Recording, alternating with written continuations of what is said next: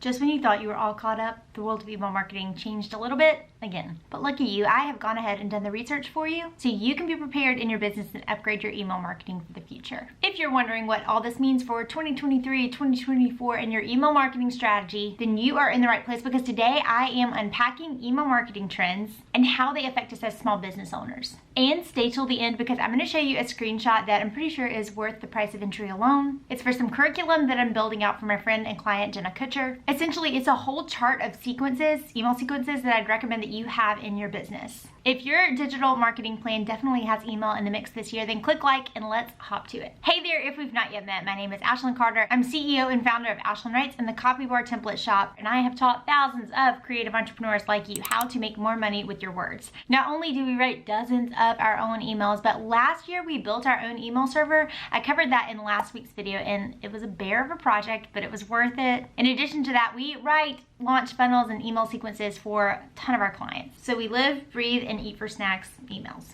I want to share what I've learned along the way, and by the way, in this video I could not quite fit how AI is going to change the whole future of email marketing or what its impact will be, but no worries, look down below. Not only do I have a whole queue Trello board lined up of 200 different AI copywriting prompts, but specifically 16 of those pertain to email marketing copy and they're ready for you to use. 853 people have grabbed it. Why haven't you? Look down below and get your hands on it. Okay, first up, let's get into the rise of the newsletter's effect on the creative business economy. I teased in a recent email newsletter, like, raise your hand if you've ever been told, don't call your email list a newsletter, God forbid. No one wants to sign up for another newsletter. Okay, they're back if they never even left. First up, newsletters that are built to large subscriber bases are being sold on the market regularly. The Newsette is a daily email newsletter that covers beauty, business, fashion, and tech reporting, like my favorite topics. It sold for a small stake of itself for $200 million with an M last fall. By the way, it was created by a 27-year-old woman. Then you've got skyrocketing startups like Sparkloop. They're elbowing in on the lead generator game with a word-of-mouth tool. Basically, a click to share with your friends link. And that's how they're betting on email list growth.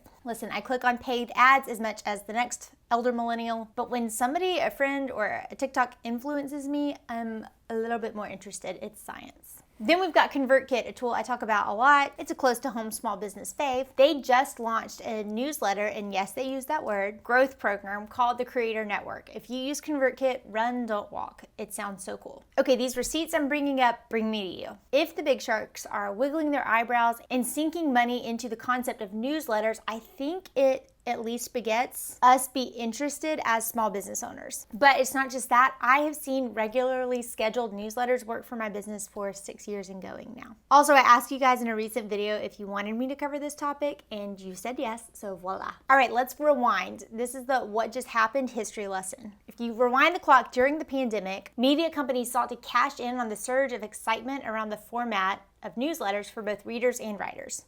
There's a great New York Times article on this subject. I'll link it below. Remember when Substack first took off? Like, we hadn't even heard about it, and then all of a sudden you were getting teased to sign up for different people's Substacks. That's a privately owned newsletter startup, and it hit at the perfect time. Trust in media was declining to basically a record low, about 26%. Email engagement was rising. Email marketing was rising. Nowadays, about 90% of Americans say they subscribe to at least one newsletter, and according to StoryDoc, 74% of us subscribe to between 1 and 10. Oh my goodness, I feel called out. So like I said, it was like a perfect storm. Trust in media goes down. Journalists start to have a little bit more free time on their hands. People are home. Boom, newsletters explode again. And yeah, what's interesting is that if you were in the entrepreneurship or digital economy, you are being told at this kind of about same time that people are not interested in newsletters when the data doesn't quite line up.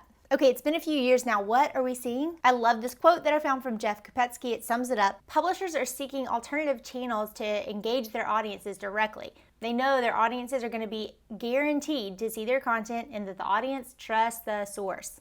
Email fits the bill perfectly, both for guaranteed distribution and a trusted channel.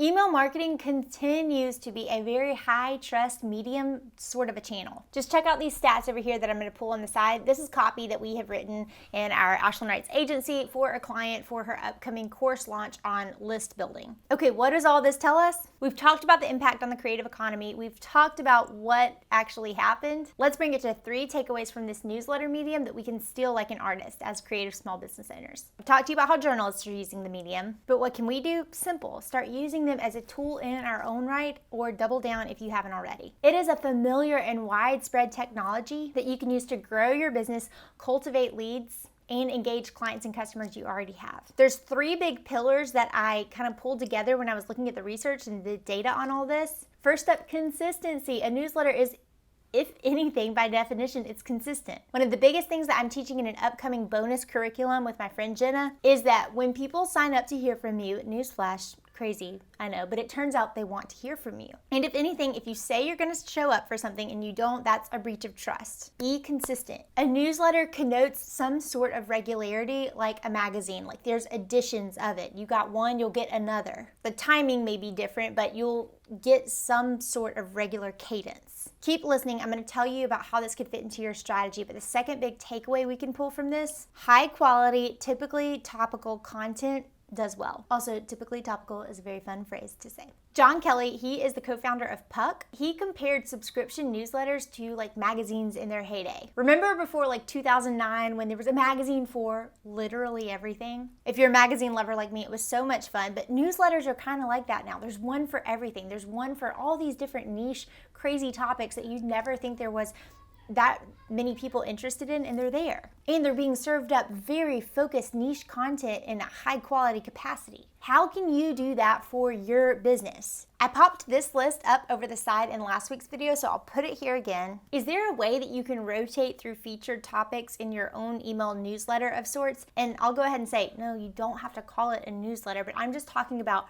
regularly scheduled, high quality, cadenced content coming out through email. Get creative with it, have fun. The third big takeaway that we can have though from newsletters is that there's this mutual understanding that you're required to pay. Whether you're gonna see ads because that's how they pay for the platform, or you are subscribing with a payment, there's this mutual understanding that there's an exchange of money. So if you're providing a newsletter or an email marketing campaign that has this regular, typically topical type content coming out, instead of being sponsored by ads like most media is, it's sponsored by your own stuff, by your own courses, your own offers, your own services. And so don't be afraid to talk about this. That is one of the biggest reasons that I started the Copybar Collective membership, because I think there are so many people out there that regularly provide so much free stuff that their pitching muscles atrophy a little bit. You need to be sending at least one a month promo type email where you're direct selling. That's why one of the 3 templates that I drop every single month inside the email copy drop for TCBC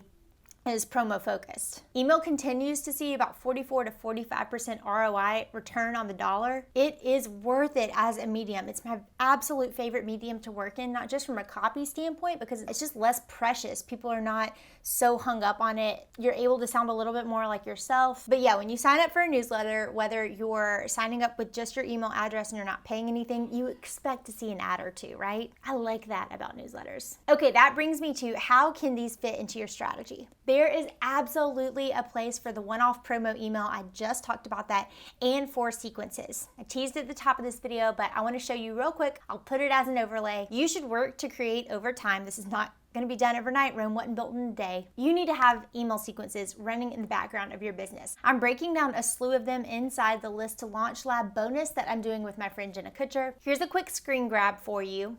This is part of the bonus that I'm unpacking in the List to Launch bundle. By the way, look below and you can find details on how you can get in on that curriculum and training. It's all new. I've never taught a lot of this before. So yes, sequences have a place and they're very important. In next week's video, I'm going to talk to you about what I'd do if I had to start my email list over from absolute scratch at 0 subscribers, what I would do. Be sure to subscribe. But what I want you to think through is how can you take some of these little takeaways and nuggets that we've talked about with email newsletters, and how can you apply them to your weekly or bi-weekly cadence of content that you're sending out? Okay, I also wanted to cover in this video trends that I'm seeing for 2023 and beyond, but I am almost out of time. So here's your assignment. Back in 2021, I covered new trends that I'm seeing, and if anything, I rewatched that video. I'm doubling down on all of them. The only real new entry point is AI copywriting. So tee that video up in your browser for a few more ideas about things that you need to look out for coming down the pipeline. Okay, finally, none of this matters if your deliverability stinks. Mailgun, which is the email deliverability service that we use, it's something I unpacked in last week's video. It's part of FG Funnels. It's what the platform runs on. It's the service used by Ghost and Substack. It has quadrupled its sending volume in the past 2 years. So if you thought I was done sharing my thoughts on deliverability, I'm not. Subscribe, because next week's video, I'm gonna go even deeper in that. What does this mean for all of us? Serve up dynamite content. Write great emails. Converting in the inbox is paramount to your success as a small business in the back half of 2023 and in the next few years. It's more important than ever that your emails prove your value every single time. Look down below to see how you can get your hands on my copywriting email training with Jenna, and look down below to see how you can grab those 16 email copywriting AI prompts along with the whole list of 200 AI copy prompts. It's a free Trello board there for you. And now that you know some ways to level up your own email newsletter game, go listen to some of my biggest takeaways from starting my own email server, because they'll help you with deliverability whether you ever start your own server or not. As always, thanks for watching. I'll see you in the next one.